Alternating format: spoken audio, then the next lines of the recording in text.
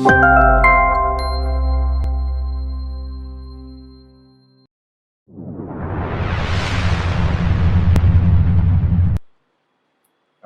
வணக்கம். இந்த மேடையில் என்னுடைய நண்பர்கள் என்னோடு ஒரு ஆல்மோஸ்ட் ஒரு 40 இயர்ஸ் இந்த துறை சார்ந்தும் படைப்பு நிலையிலும் என்னோட இயங்கிய நண்பர்கள் எல்லோரும் இருக்கிறார்கள். கூடவும் இந்த ஒரு எல்லாத்தையும் விட யங் பீப்புள் சொன்னது போல இளைய தலைமுறை அதிகமாக இந்த புத்தகத்தை எதிர்கொண்டும் ஏற்கனவே இதை படிச்சிருக்கிறவங்களுக்கு தெரியும். ஆனந்த உடன்ல வந்ததுல நான் அப்போவே சிலையின்ட்ட சொல்லிட்டு இருப்பேன், இதை தமிழில் சொல்லுவதற்கு யாரும் முயற்சிக்கவில்லை, ஒட்டுமொத்தமாக சேர்ந்து அதை சொல்லுவதற்கு, சேர்ந்து பேசுவதற்கான காலம் இப்போதுதான் கனிந்திருக்கிறது என்று நான் அந்த காலகட்டத்தில் சிலையின்ட்ட சொல்லிட்டு இருப்பேன். நான் ஆக்சுவலா என்னன்னா, அதுக்கு முன்னாடி எங்களுக்கெல்லாம் அதாவது குறிப்பா எல்லோருக்கும் கிடைக்கிற இது திரைப்படங்கள் என்னன்னா, ஒன்று ஹாலிவுட் ஃபிலிமா இருக்கும், நம்ம இந்தியன் ஃபிலிமை தாண்டி ஹாலிவுட் ஃபிலிமா இருக்கும், அதை தாண்டி வேற எதுவும் பக்கத்துல வராது. ஆக்சுவலா அந்த ஸ்ட்ரக்சர் அந்த மாதிரி இருந்தது 50s 60s 70s 80s எல்லாம். ஆக்சுவலா என்னன்னா, அதுக்கு முன்னாடி இருந்த சூழல் எனக்கெல்லாம் தெரிஞ்சு சினிமாவுடைய நுட்பத்தை பார்க்கறதுக்காக, ஆழமாக அதை தெரிந்து கொள்வதற்கான சூழல் அப்போதெல்லாம் எங்களுக்கு கிடையாது. இப்ப இருக்கிற நவீன யுகம் எல்லோருக்கும் எல்லாமும் எல்லா நேரத்திலும் கைக்கு கிடைக்கிற மாதிரியான ஒரு சூழலை இப்ப ஏற்படுத்தி இருக்கிறது. அந்த காலகட்டத்துல அடிப்படையில் என்னன்னா, நான் சொன்னது போல திரைப்பட பின்னணி எல்லாம் படிக்கிறதுக்கு ஒண்ணு அது நட்சத்திரங்களை பத்தியா இருக்கும், அல்லது என்ன சொல்லுவாங்க, ஒரு ஜஸ்ட் ஸ்கிரிப்டனுடைய ஒரு 5 வரியில சொல்ற பகுதியை தாண்டி அது ஒரு பாப்புலரா ஆல் ஓவர் த வேர்ல்டு கிடைக்கிற திரைப்படங்களை தாண்டி எதுவும் கிடைக்காது.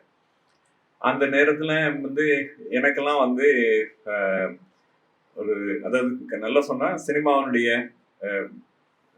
சினிமாவை எப்படி எடுக்கிறாங்க, அல்லது இது என்ன ஒரு ஃபிலிம் கிராமர் என்ன அப்படின்னு தெரிஞ்சுக்கிறதுக்கான வாய்ப்புகள் எனக்கு ஆஸ் அன் ஆர்டிஸ்ட் எனக்கு வால்ட் டிஸ்னியோடைய ஃபிலிம் ஸ்டோரி போர்ட முதல்ல செய்யப்படுறதுனால அப்படிதான் இருக்கும். அதாவது என்ன சொல்றீங்க, ஒரு ஷார்ட்டா எப்படி இருக்கும், எப்படி கன்சீவ் பண்றது அப்படின்றதுல அது ஒரு வழியை தவிர ஒரு 50-60 எல்லாம் கிடையாது. பிறகு என்னுடைய அனுபவத்தை நான் உங்களுக்கு சொல்லணும். எங்களுக்கு இப்ப உங்களுக்கு கிடைக்கிறது அதாவது சிலையினுடைய புத்தகம் பெரிய மாபெரும் கொடை தான் உங்களுக்கு. அந்த வகையில் நாங்க முதல் முறையா ஓவிய கல்லூரி படிக்கிற காலத்துல தான் ஒரு மாற்று சினிமா, அதாவது நல்லா சொன்னா ரேயோடைய இன்ஃப்ளூயன்ஸோட சவுத்துல சில எக்கோலாம் அப்பதான் வர ஆரம்பிச்சு, அதுலயும் கேரளாவில உங்களுக்கு தெரியும். அந்த மாதிரி வர்ற காலகட்டத்துல நிர்மால்யம், தென் அரவிந்தன், அப்புறம் பரதன், இப்படியான இயக்குனர்கள் ஆரம்பத்துல அதுல some of the people are artist. அதனால எங்களுக்கு ஒரு பெரிய கனெக்ஷன். அது நாங்க முதல் ஷோ போய் பார்ப்போம் அந்த மாதிரி படங்களை. 73 நாங்க ஓவிய கல்லூரியில் அப்ப பிசி இங்க படிக்கிறப்ப 70s எண்ட்ல அப்ப ஓவிய கல்லூரிக்கும் திரைப்பட கல்லூரிக்குமான தொடர்புகள்லாம் பல இருந்தது. ரொம்ப அற்புதமா இருந்த காலகட்டம் அது. இங்க வருவாங்க டாக்குமெண்ட்ரி பண்றதுக்கு. அது ஒரு எங்கேயோ ஒரு இடத்துல பிறகு அது அருந்துருச்சு. நாங்க 60ல பணிக்கர் இருந்த காலகட்டத்தில் இந்த மாதிரி ஒரு ஆல்டர்னேட் சினிமா முயற்சி எடுக்கிறவங்க எல்லாருக்குமான ஒரு ஷெல்டரான ஒரு இடமா தான் ஓவிய கல்லூரி பணிக்கர் இருந்தனால, அந்த காலகட்டத்துல கிரீஷ், தெர் ஆர் பீப்புள், இதுல எல்லாத்துலயும் நீங்க பாத்தீங்கன்னா 60னுடைய கடைசியில 70ல ஆரம்பிச்சவங்க எல்லாமே ஓவிய கல்லூரியோட அது ஒரு என்ன சொல்லுங்க, ஒரு எல்லாரும் கனெக்ட் பண்ற ஒரு ஹப் மாதிரி தான் அது இருந்திருக்கு. நாங்கள்லாம் வந்த பிறகு இந்த படங்கள்லாம் வந்தது. தென் ஷாம் பெனகலினுடைய முயற்சி, அதுக்கு பிறகு ரேயோடைய படங்களை சின்ன சின்ன முயற்சிகள்ல அப்ப இருக்கிற சொசைட்டிஸ் போடுற படங்கள்ல போய் பார்க்கறதுக்கான வாய்ப்பு. மெதுவா 2வது படம் அங்கூருக்கு பிறகு 2வது படம் நிஷாந்த் வரும்போது அது வேற மாதிரி நம்மளை ஒரு தாக்கத்தை ஏற்படுத்தினால் முதல் ஷோக்கு போய் பார்க்குற மாதிரி இடத்துக்கெல்லாம் அது கூட்டிட்டு வரும். அப்போதான் எங்களுக்கு திரைப்படத்தை பத்திய ஆழமாக, அதாவது எப்படி சொல்லுங்க ஸ்ட்ரக்சர்லாம் பேசுறது புதுவக்கினுடைய புத்தகங்கள் எல்லாம் தற்செயலாக பார்க்கறதுக்கான வாய்ப்பு எனக்கு கிடைச்சது. அதுக்கு பிறகு அந்த காலகட்டத்தில் ஜெயபாரதி சமீபத்தில் மறைந்த ஜெயபாரதி உடைய எங்களுக்கெல்லாம் தொடர்பு, பத்திரிகை சார்ந்த தொடர்பு. அப்போதான் வந்து இது காலேஜ் இதில் ஃபிலிம் இன்ஸ்டியூட்ல இருந்து ராபர்ட்டும் ராசேரும் எங்களோட கனெக்ட் ஆகுறாங்க. அது வந்து எல்லாரும் சேர்ந்து சந்திக்கிறதுக்கான ஒரு வாய்ப்பு. அதுலேயும் குறிப்பாக வந்து மவுண்ட் ரோட்ல இருக்கிற ஆவின் தான் எல்லாரும் சந்திக்கிற இடமா இருந்தது. நாங்கள் ஒரு 4 ஓவியர்கள், அதுலேயும் என்னுடைய ஃப்ரெண்டு மனோபாலா எல்லாரும் சேர்ந்து நாங்கள் போய் எங்கள் வீடு அப்படி தற்செயல தான் அவரை பார்க்க போகும்போது இவங்களெல்லாம் பார்த்தோம். ராபர்ட் அவரை வந்து இந்த நாளில் நான் நினச்சிக்கணும்னு தான் நினைக்கிறேன். ராபர்ட் வந்து அந்த ஃபிலிம் இன்ஸ்டியூட்டில் டீச் பண்ணார். அவர் மூலியமாகவும் பிசி இந்த மாதிரி ஆக்டிவாக அன்னைக்கு இருந்த யங் பீப்புள் எல்லாரையும் கூட தொடர்பும் எங்களுக்கு கிடைச்சது. அது எதுக்கு சொல்றேன்னா, இப்படி நீங்க தேடி தேடி போக வேண்டிய நிர்பந்தம் ஒரு காலகட்டத்தில் இருந்து இதெல்லாம் இந்த ஒரு ஆல்டர்னேட் சினிமாவை அல்லது ஒரு என்ன சொல்லுங்க மெயின் ஸ்ட்ரீம்ல இருந்து விலகி முன்னிறுத்தி, அதாவது பீப்புளை ஒரு குளோபலா வந்து விஷுவலா நல்ல நான் சொன்னா வந்து விஷுவலா நரேட் பண்றது, அதாவது உலக சினிமானா வெறும் வெர்பலா இல்லாம வெறும் விஷுவலா கம்யூனிகேட் பண்ற மாதிரியான சினிமாவில் ஒரு காலகட்டம் வந்து யாராவது சொல்லி அறிவார்ந்த மக்கள் யாராவது எழுதி பேசி அல்லது அந்த ஃபிலிம் இன்ஸ்டிடியூட் ஸ்கிரீன் பண்றதோ அல்லது ஃபிலிம் சொசைட்டியுடைய ஆக்டிவிட்டியில இருந்து தான் இதெல்லாம் அறிந்து கொள்வதற்கான வாய்ப்பு. மெயின் ஸ்ட்ரீம்ல இதை பத்தி எழுதுறதுக்கான வாய்ப்பும் இல்லை. அப்படியான காலம் மாறி இந்த பொதுவாக வந்து ஆனந்த விடங்களே இப்படியான ஒரு திரைப்படங்களை வந்து எல்லோருக்குமான, அதாவது பார்க்க முடியாதவர்களுக்கும் ஒரு எழுத்தாளர் சினிமாவை பார்த்தா ஆகணும். நீங்க எழுதினதை படிக்கிறதுலாம் இல்லை, பார்த்துதான் ஆகணும் சினிமாவை. அதன் மூலியமா தான் அது நிறைவு பெறுது, முழுமை பெறுது. ஆனாலும் அதை பேசுவதற்கு, ஆழமாக பேசுவதற்கு, விரிவாக பேசுவதற்கு, திரைப்பட கலையை முழுமையாக அறிந்து தெரிந்த கலைஞர்கள் அதை சொல்லுவதன் மூலமாக அதை அறிவதற்கு ஆன சூழல் மெதுமெதுவாக தான் வந்தது. அது எனக்கு கூட வந்து இதுக்கு பிறகு தற்செயல தான். அப்படி நான் எதுக்குன்னா, இந்த சர்ச் இருந்தால் தான் நீங்கள் அதை அந்த பீரியட்ல எல்லாம் இப்பயும் நீங்கள் என்னதான் தேடினாலும் எதை பார்க்கணும், சோசியல் மீடியா எல்லாத்தையும் கொண்டு வந்தாலும் எதை பார்க்கணும் எதை நிராகரிக்கணுன்றதுலையும் நாம தீர்க்கமாக இருக்க வேண்டிய இடமும் இருக்கு. நான் வந்து விஜயவாடாவில் ஒரு 5 ஆண்டுகள் இது டெக்ஸ்டைல் டிசைனிங் யூனிட்ல இருந்தேன் நான். அப்போ நான் போய் விஜயவாடாவில் போய் இறங்குறேன். தட் வாஸ் 1879 அந்த டைம்ல இறங்கி ஒரு 3-4 நாள்கள் தான் இருக்கும். அந்த அது மத்திய சர்க்காருடைய டிசைன் சென்டர், அது ஆல் ஓவர் இந்தியா. ஒரு ரொம்ப ரிமார்க்கபிள் பெயிண்டர்ஸ்லாம் ஆதி எல்லாம் இங்கே இருந்தாங்க.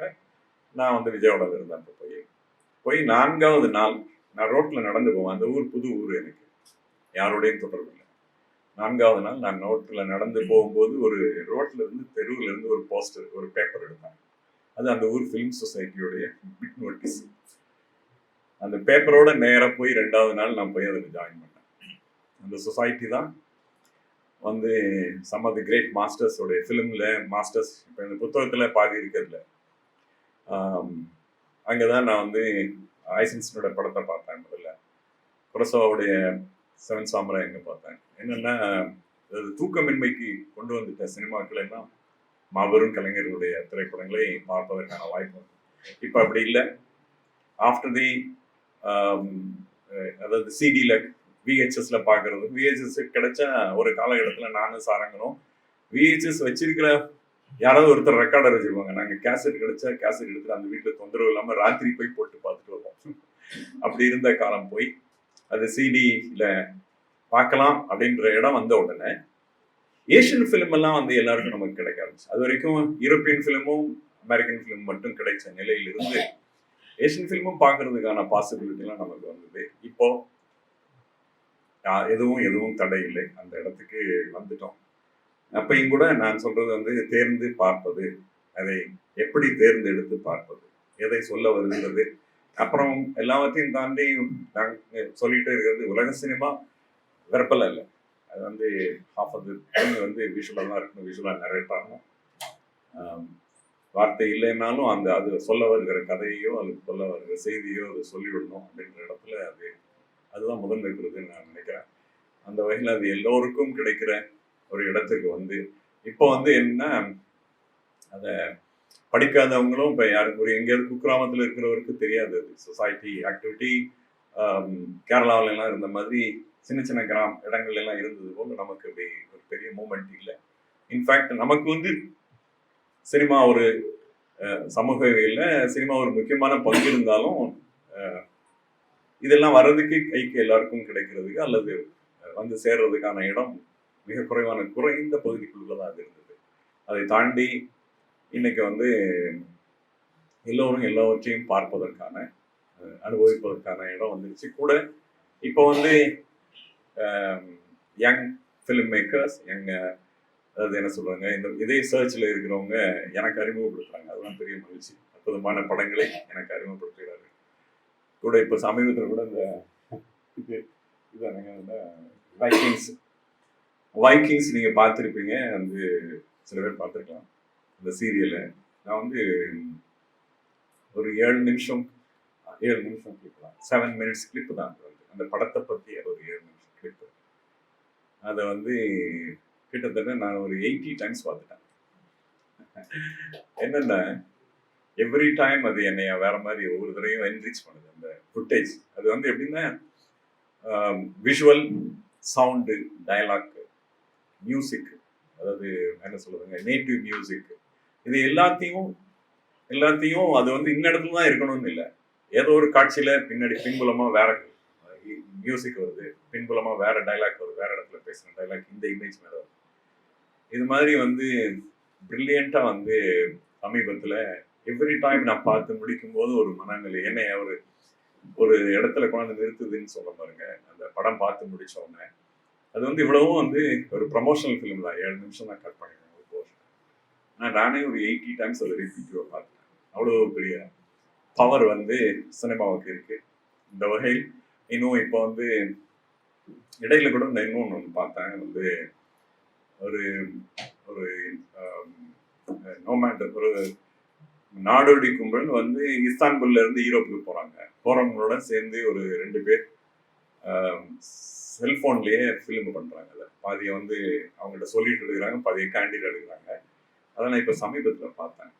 ஸோ வந்து அக்கார்டிங் டு தி என்ன சொல்லுங்க, பெரிய கேமரா. நானே சின்ன வயசுல என்னோட கிராண்ட் ஃபாதர் இவங்க படம் எடுக்கும்போது அவ்வளோ பெரிய கேமரா, அவ்வளோ பெரிய கேமரால இருந்து அது வந்து ஆரி ஆகி அவங்க ஒர்க் பண்ணதுல ஆரி ஆகி கடைசியில் எல்லாம் இப்போ கையில வந்து. ஸோ கதை சொல்ற விதமும் கிராமரும் மாறி இருந்துச்சு. அந்த வகையில வந்து இனிமே வந்து after the social media, after the என்ன சொல்லுங்க ஏஐ இதெல்லாம் வந்த பிறகு இனிமே வார்த்தை இருக்கிற இடத்து இமேஜ் வந்து ஃபில் பண்ணிடுச்சு. இனிமே வார்த்தை கிடையாது, இனிமே வேர்டு கிடையாது, இனிமே இமேஜ் தான். அந்த வகையில் இனிமே வந்து உலக மக்கள் இனிமேல் விஷுவல தான் பேச போறாங்க, விஷுவல தான் பேசுறாங்க ஆல்ரெடி. அந்த வகையில் இந்த மிக மிக சரியான நேரத்தில் தமிழ் சமூகத்திற்கு இந்த கட்டுரைகளோடு இந்த ஆனந்தவுடன் வந்தபோது நான் கொண்டாடிட்டேன். இது வந்து புத்தகமாக இப்போ வந்து 3 மட்டும் சேர்த்து இப்போ அடிஷனலாக பழைய இதுல இருந்து, ஆனாலும் இது வெல் ரிசீவ்டுன்னு நான் கேள்விப்பட்டேன். அந்த வகையில் செழியனுக்கு இந்த வாழ்க்கையும் உங்கள் அனைவர் சார்பாகவும் என்னுடைய நண்பர்கள் சார்பாகவும் சொல்லி நிறைவு செய்தேன். அடுத்து என்னுடைய நண்பர்கள் பேசுவதை கேட்பதற்காக தான் நான் காத்திருக்கிறேன். நன்றி, வணக்கம்.